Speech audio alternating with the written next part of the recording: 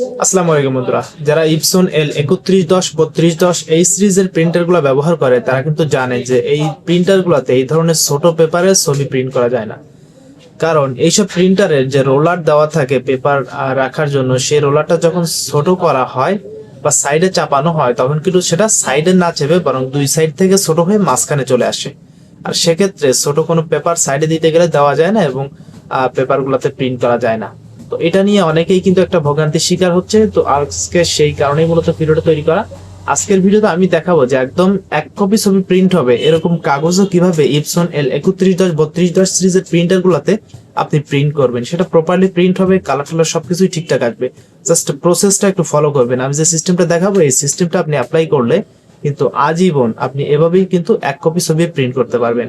এতে করে আপনার পেপার যেটা নষ্ট হতো সেটার সংখ্যাটা অনেকই কমে যাবে।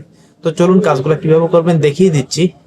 আর যারা নতুন আছেন আমাদের এই ভিডিওতে একটা লাইক তো অবশ্যই দিবেন, আর আমাদের পেজটিকে ফলো এবং ইউটিউব চ্যানেলটিকে অবশ্যই সাবস্ক্রাইব করে রাখবেন। ধন্যবাদ সবাইকে। চলুন কাজগুলো একটু দেখিয়ে দিচ্ছি।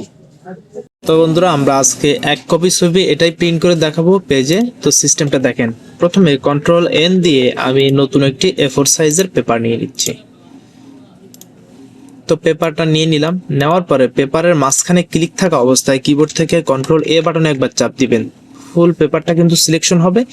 হওয়ার পরে আপনি জাস্ট এই সাইডে যে একটা দেখতে পাচ্ছেন স্কেল, এই স্কেলটাতে ধরে আপনি জাস্ট এদিকে এভাবে টান দিবেন। একদম মাঝখানে আসলে অ্যালাইন হয়ে যাবে। এদিকে কিন্তু ডট আছে দেখা যাচ্ছে। তো এরপরে আপনার যে পাসপোর্ট সাইজে ক্রপ করা ছবি আছে সেটাকে টান দিয়ে পেজে নিয়ে আসবেন।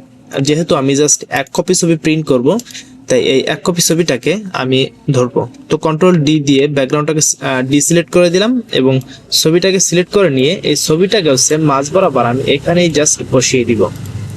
তো দেওয়ার পরে আমাকে জাস্ট প্রিন্ট করতে হবে Ctrl+P। তো আমি Ctrl+P তে প্রেস করলাম। এদিক থেকে স্কেল টু ফিট মিডিয়া, এটাতে যদি ক্লিক না করেন তাহলে কিন্তু আপনার ছবির উপরের যে অংশ, কপালে বা চুলের কিছুটা অংশ কাটা যেতে পারে। তার জন্য স্কেল টু ফিট মিডিয়া এই জায়গাতে একটা ক্লিক করে দিবেন। দেন প্রিন্টের উপরে একটা ক্লিক করবেন। এখন চলে যাবেন প্রপার্টিজে। তো প্রপার্টিজ থেকে আমরা সবকিছু ঠিকঠাক থাকলে এদিক থেকে পেপার টাইপে জাস্ট গ্লোসি পেপার সেট করে দিব, যেহেতু আমরা গ্লোসিতেই এটা প্রিন্ট দিচ্ছি। এবং কোয়ালিটির জায়গায় আমরা স্ট্যান্ডার্ড থেকে একটু উপরে গিয়ে জাস্ট হাইতে ক্লিক করে দিব।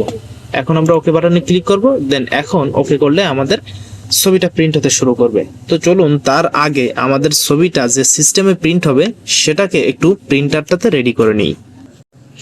তো দেখেন, আমরা যেহেতু জাস্ট এক কপি ছবি প্রিন্ট করব এটাতে, তার জন্য আমরা প্রথমে রুলারটাকে সেট করতে হবে। যেহেতু এই রুলারগুলো আপনি সাইড থেকে টানলে জাস্ট দুই পাশে একসাথে ছোট হয়ে আসে, দেখতে পাচ্ছেন এই যে মাঝখানে ছোট হয়ে আসে। তো তার জন্য আমরা একটু ছোট করে পেপারটাকে জাস্ট মাঝখানে এভাবেই ছেড়ে দিব। তো দেওয়ার পরে এটাকে আরো একটু ছোট করে জাস্ট পেপারটা যাতে বেঁকা না হয়ে যায় সেই সিস্টেম আমরা এখানে করে দিয়ে দিব। এই যে বেশি ফাঁকা রাখবো না, জাস্ট পাশাপাশি নিয়ে নিলাম।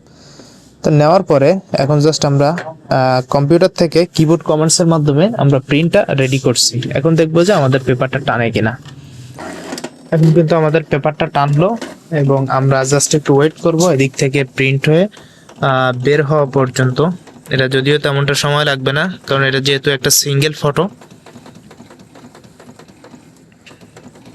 আমাদের পেপারটা কিন্তু বের হচ্ছে, দেখা যাচ্ছে। এই যে দেখেন,